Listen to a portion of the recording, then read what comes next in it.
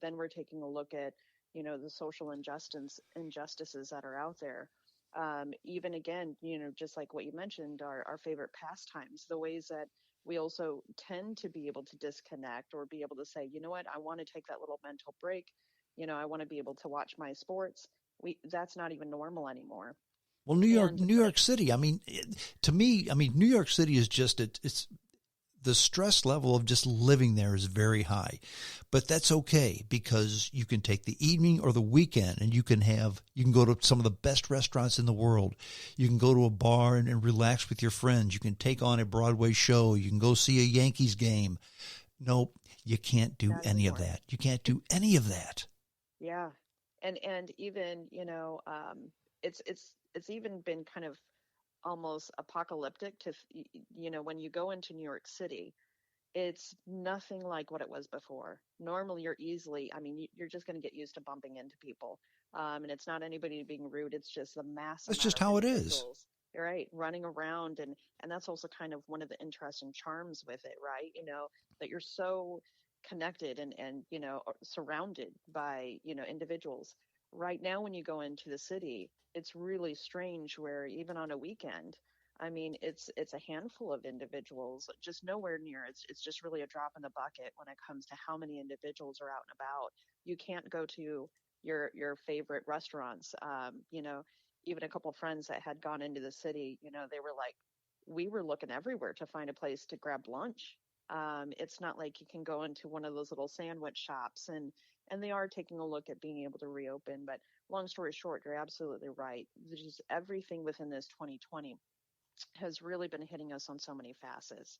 So again, to me, the greatest importance, and again, the greatest responsibility that we all have, is being able to take a look at what is coming up now, and what are the thoughts, feelings, emotions, the ways that I am responsible for my own reaction. Am I contributing to some of the unrest? And I'm not saying we're all passive. This is a great time for us to really get curious. Curiosity is a fantastic tool, not only as we learn, but also as we evolve as individuals. What are some other solutions that we can think of? Because look at how some of these patterns of, social unrest keep coming up. And why is that? Maybe the approaches that we took in the past hadn't worked. I agree, being able to, individuals that are choosing to go to violence, that's not helping the situation either. And so it's a matter of how, and I get it, there's also a lot of anger, a lot of that added in with fear.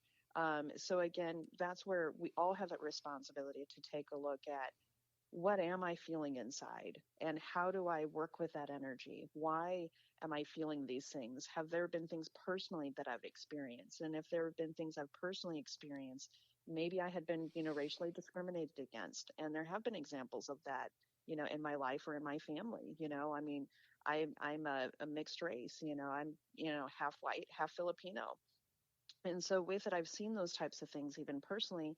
And so when we take a look at those events and experiences that we had throughout our life, it's an opportunity for us to take a look at, what have I learned about myself? What are the things that I can do to help heal the trauma of maybe what some of those events have brought out? Because when those traumas come up and they haven't been healed, or they haven't been addressed, I haven't been able to nurture them for myself, then it ends up becoming a massive energy snowball. Trauma tends to be accumulative. It'll build and build and build and build, and then it gets to a breaking point. And so we all have those different types of responsibilities, whether it's affecting us on a traumatic level, whether it's affecting us spiritually, whether it's affecting our mental health, our physical health, whatever it may be. And that's what the importance of having presence is. And so that's really one of the things that I think we can all do, in whatever shape or form that's needed to help really everybody transition through this in the best way possible. Well, and that goes back to what you said earlier. You have to look inside of yourself and see what you can do in the moment to make things better. You can't control what's happened in the past. Everybody listening to this podcast has done wrong things in the past. You can't change that. If the bad behavior continues, okay, that's one thing. But times were different. then versus now. We can change the future by changing the way we do things in the present. The past, that ship has sailed. We can't go back and rebuild that. I've talked to a lot of people and they've said, well, we just need new laws to enforce this. And I said, no, because we've got laws that aren't enforced right now. And I believe that what people have to do, if you're ever going to solve a problem, if you're ever going to get closer to a utopian society, which, by the way, we will never get there. There will always be discrimination of some type in the world. That's just how people are. But if you can do something to get closer to doing the right thing, but that won't happen until individuals decide, you know what, this is right, this is wrong, and I'm going to do the right thing. I'm not going to do the wrong thing. And until people decide to do that, you're never going to solve the problem. Right. And I think one of the things you really hit on too is it's not necessarily, I think a lot of times it's just normal human nature where we say, I'm right, you're wrong. And instead it's more so what is happening right now, this act or this behavior or my reaction or action. Is my action or reaction right or wrong for this particular situation? Is my behavior right or wrong? Is my response right or wrong? Not me saying, oh, I'm right, you're wrong. Or, I think, again, that's a whole mind shift that a lot of us can really take a look into as to, instead of us pointing the fingers at each other, what are the things that we're doing? What can we do differently? And it's more so those elements and I won't even say they're little acts, where all the different things that we do and the ways that we behave, the way that we take our individual responsibility, again, helps to start to shift the whole environment and the energy of everything, where we don't have to be so combative with each other all the time. And so I think, you really hit on a point there. Yeah. And until people decide to do the right thing, things are never going to get better. And you're never going, you always have discrimination. And I had a conversation with an individual, and we were talking about social injustice. And we certainly have that in this world today. We always have. But I asked a question. I said, look, and this was a black and white thing because he was black, I'm white. And I said, do you think that things are better now than they were 5 years ago? And he said, absolutely.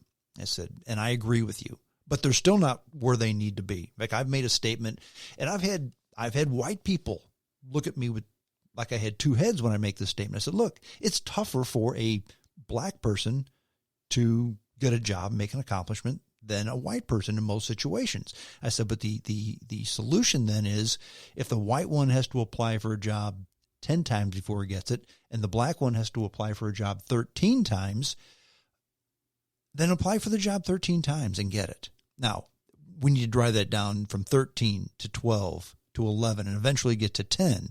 We may never get there. But I asked the question. I said, look, I'm 61 years old. Is there age discrimination in this world? Well, of course there is, he said. And I said, okay, I'm 61 years old right now. Do you think in 5 years things are going to be better? Because I'll be 66. And the answer was, no, they'll be worse. I said, well, there you go. We have discrimination in many, many places. And there's never going to be a magic bullet that we can swallow, a magic pill that we can swallow that's going to get rid of it.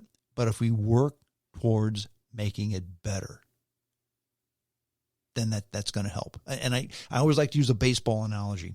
A baseball team, well, a baseball season normally has 162 games. And the goal of every single team, every single year is to go 162-0. That's never happened.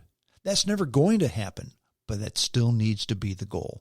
Be the best that you can. And perhaps you've turned over the Tower tarot card, which isn't the best thing. In fact, this is the day after 9/11. So with all the baloney we've got going on, maybe you turned a Twin Tower tarot card. Things are really bad. Turn over a good one. What's the good tarot card that you're going to turn over that's going to make us all smile? Right, right. And that's again, our perception and our beliefs really shape so much of our personal reality. That's Um, exactly and right. and we see this, I see this, on a regular basis when clients, when I'm working with clients, and even as I work with clients long distance, it doesn't change if they're in front of me or if it's virtually. And as I'll flip the cards for them, or back in the day when we were sitting face to face, oftentimes, people will be like, "Ooh, that card looks rough," especially if it was like the death card, or if it was a tower card. Um, and with any situation, when we take a look at it, there's always it's one of the beautiful things about life. There's always a balance. There's always going to be challenge with any situation, and there's always going to be opportunity. So it's a matter of where do we put that focus? Where do we put our intention? And again, like what you mentioned earlier, we've all done things that have, trespassed, or, against somebody else's, boundaries, or what their needs are, or whatever. We do the best that we can.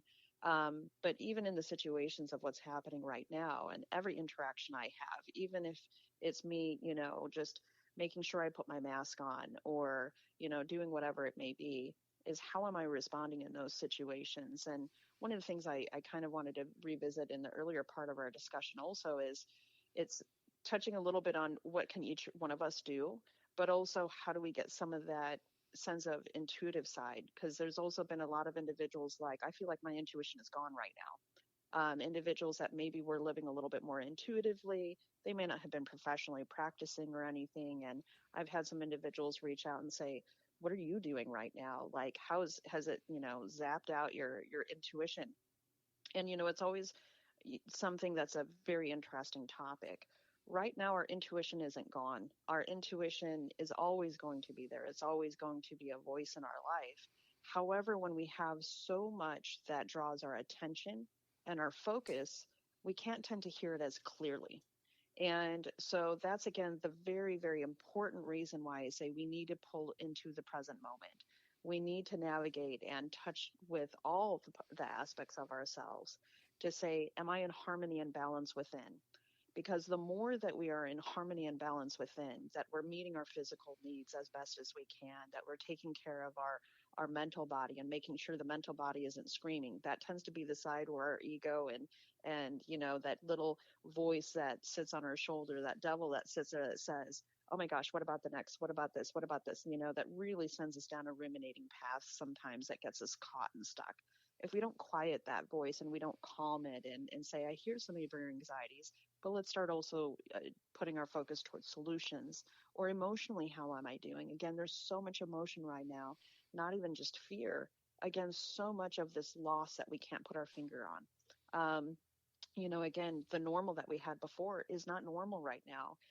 Look at, our kids that are going back to school, and their sense of school is completely different. I don't get to see my friends, things along those lines. Teachers are really, having to deal with all kinds of shifting. Nurses and those that, the doctors and the individuals that have been on the front lines in hospitals, having to be there to hold our loved ones' hands because we're not allowed to. We can't. We aren't able to physically be present there. There's so many things that have shifted and changed. Spiritually, imagine how many individuals are taking a look at, I feel as if I've lost faith because why would God allow things like this to happen? So when we give ourselves that permission to be able to say, what am I really feeling right now? How do I navigate through all of these things, all these different aspects that are really vying for all of our attention? If we don't allow ourselves to recenter and pull back into the present moment and really sit with all that energy, then we actually tend to reject and abandon some of the deepest parts of our core being. In a sense, when we say, I don't have time to listen to those emotions, I don't have time to listen to what fears my mind is bringing up, I don't have time to listen to my spiritual side grappling with some of the things that I'm seeing around me. Why do we do these things to each other? And if I'm not listening to all of those aspects, when I reject and abandon those needs, those parts of my soul self trying to communicate that upwards to my consciousness, then what happens is we also abandon our intuition. And When so when that happens, that's almost always when I see individuals